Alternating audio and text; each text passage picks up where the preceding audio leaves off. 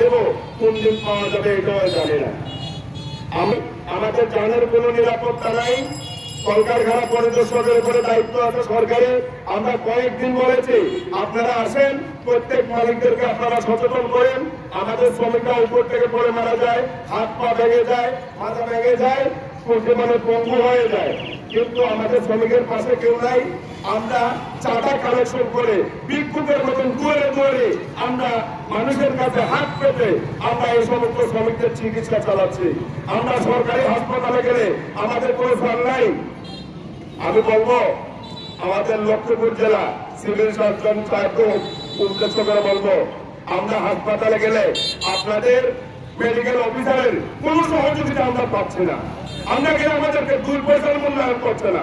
আমরা বলবো আগামী দিনে যদি আপনারা যদি আমাদেরকে মূল্যায়ন না করেন, তাহলে শ্রমিকরা আপনাদের যদি মূল্যায়ন না করে আল্লাহর কাছে বলা চলা আর কিছুই লাগবে না।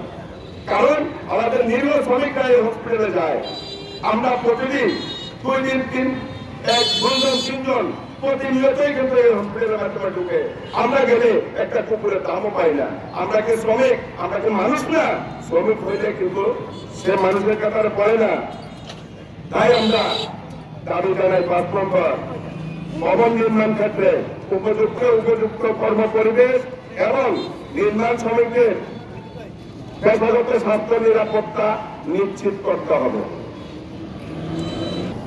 আমরা